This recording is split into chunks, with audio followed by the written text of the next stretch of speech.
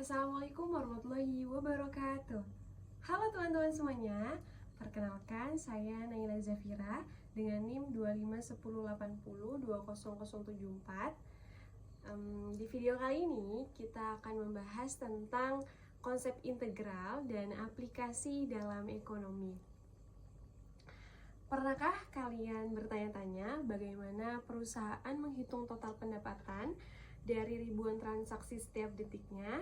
Atau bagaimana pemerintah mengukur kesejahteraan masyarakat dari data yang terus berubah setiap saat? Nah, jawabannya ada di satu konsep matematika, yaitu integral. Di video kali ini kita akan membahas apa itu integral dan intuisi di baliknya, kemudian juga jenis-jenis integral, dan yang paling seru kita akan membahas tentang aplikasinya langsung dalam dunia ekonomi. Sebelum masuk ke rumusnya, mari kita pahami dulu ada apa itu intuisinya. Jadi, bayangkan kamu punya sebuah fungsi. Misalnya, fungsi kecepatan sebuah mobil terhadap waktu. Jika kamu ingin tahu seberapa jauh mobil itu sudah berjalan, kamu perlu menghitung luas area di bawah kurva kecepatan tersebut. Nah, integral ini adalah alat matematika untuk menghitung luas area di bawah kurva, berapapun bentuknya, baik lurus maupun melengkung. Secara formal, integral dari fungsi f(x) ditulis sebagai integral dari f(x) terhadap x. Nah, ternyata integral itu ada dua jenis yang perlu kita kenali. Yang pertama ada integral tertentu. Jadi, ini adalah integral tanpa batas atas dan batas bawah. Hasilnya berupa fungsi baru plus konstanta C. Contoh sederhananya, integral dari 2x terhadap x sama dengan x kuadrat ditambah konstanta. Kenapa ada plus C? Karena saat kita membalik proses diferensial, ada kemungkinan ada konstanta yang hilang. Jadi kita tulis C untuk mewakilinya. Yang kedua, itu integral tentu. Ini adalah integral dengan batas bawah A dan batas atas B. Hasilnya berupa angka, yaitu luas area di antara dua titik tersebut. Contoh, integral dari 1 sampai 3 dari fungsi 2x terhadap x. Artinya, luas area di bawah kurva Y sama dengan 2x dari x sama dengan 1 sampai x sama dengan 3 adalah 8 satuan persegi. Oke, sekarang kita lihat beberapa aturan dasar yang wajib kalian hafal. Aturan yang pertama yaitu aturan pangkat. Jadi ada integral dari x pangkat n terhadap x sama dengan x pangkat n plus 1 dibagi n plus 1 ditambah c. Kemudian cara pakainya, tambah 1 pada pangkat lalu bagi dengan pangkat yang baru, begitu. Kemudian yang kedua, aturan kedua yaitu konstanta. Rumusnya adalah integral dari konstanta k terhadap x sama dengan k dikali x ditambah c. Kemudian aturan yang ketiga yaitu penjumlahan dan pengurangan. Rumusnya integral dari penjumlahan dua fungsi sama dengan penjumlahan masing-masing integralnya. Artinya boleh dipecah integralnya satu persatu lalu digabung hasilnya, begitu. Kemudian yang aturan keempat ada konstanta pengali. Jadi rumusnya integral dari konstanta K dikalikan Fx sama dengan K dikalikan integral Fx. Artinya, konstanta boleh ditarik keluar dari tanda integral. Nah, inilah bagian yang paling menarik integral. Integral bukan cuma soal matematika abstrak, tapi ia juga digunakan setiap hari oleh ekonom, analisis bisnis, dan pembuat kebijakan. Dalam dunia ekonomi, kita mengenal konsep marginal revenue, yaitu tambahan pendapatan yang diperoleh dari menjual satu unit tambahan. Kalau kita tahu fungsi MR-nya, kita bisa menghitung total revenue-nya dengan cara mengintegralkan MR terhadap kuantitas Q.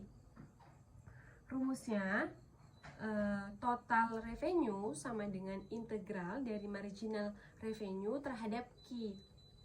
Jadi intinya kita mengumpulkan semua kepingan pendapatan dari setiap unit yang terjual.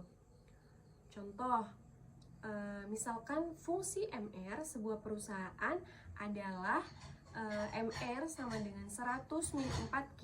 Nah, maka total revenue-nya adalah TR 100 min 4Q dikali DQ.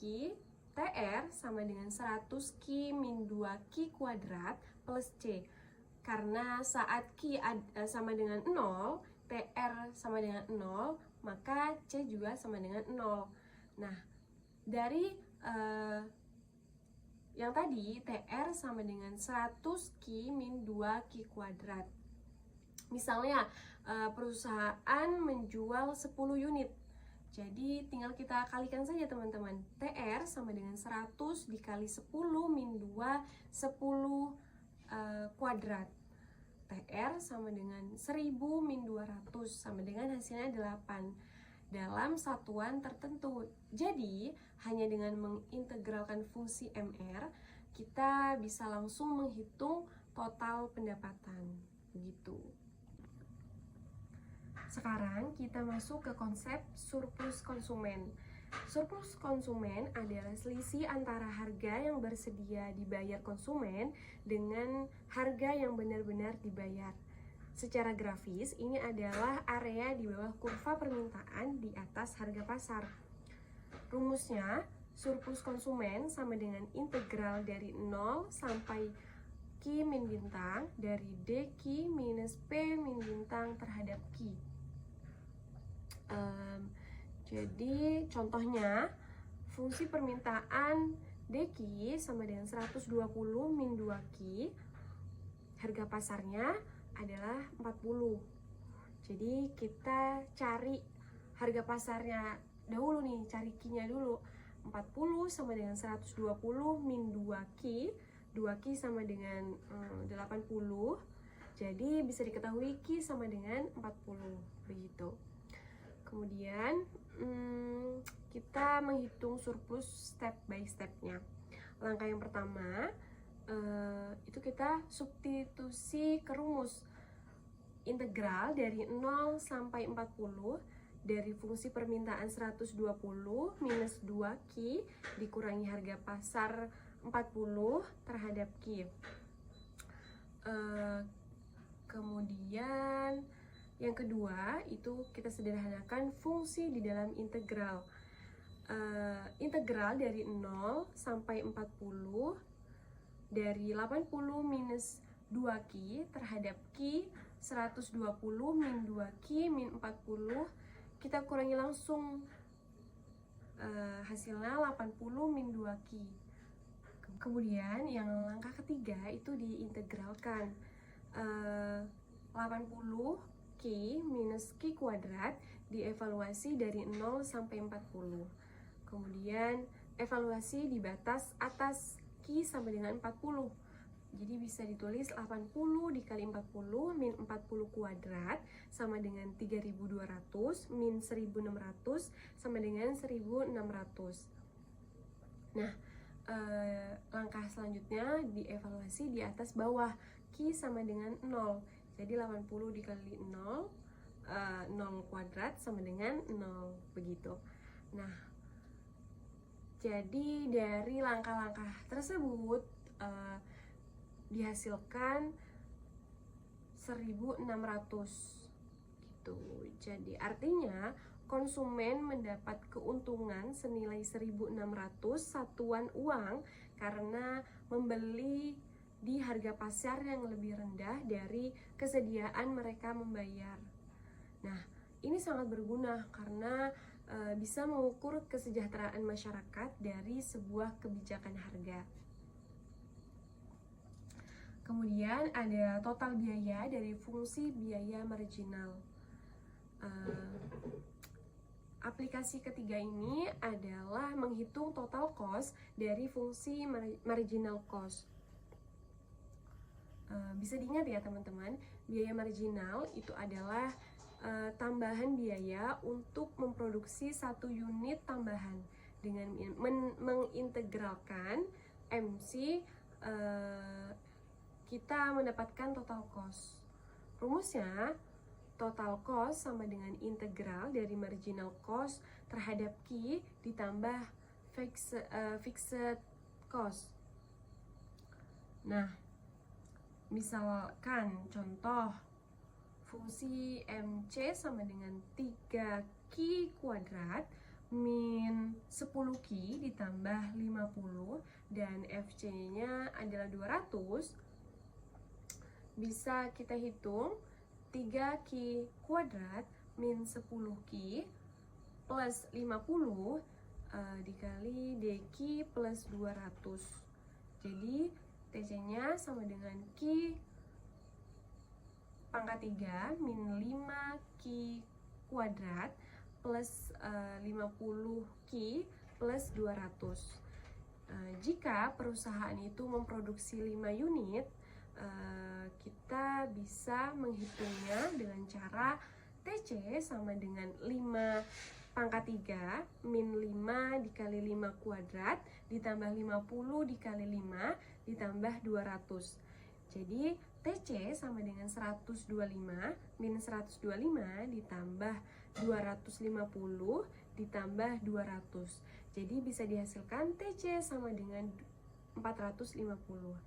Nah, dengan integral, manajer ini bisa dengan tepat memperkirakan total biaya produksi pada berbagai level output begitu.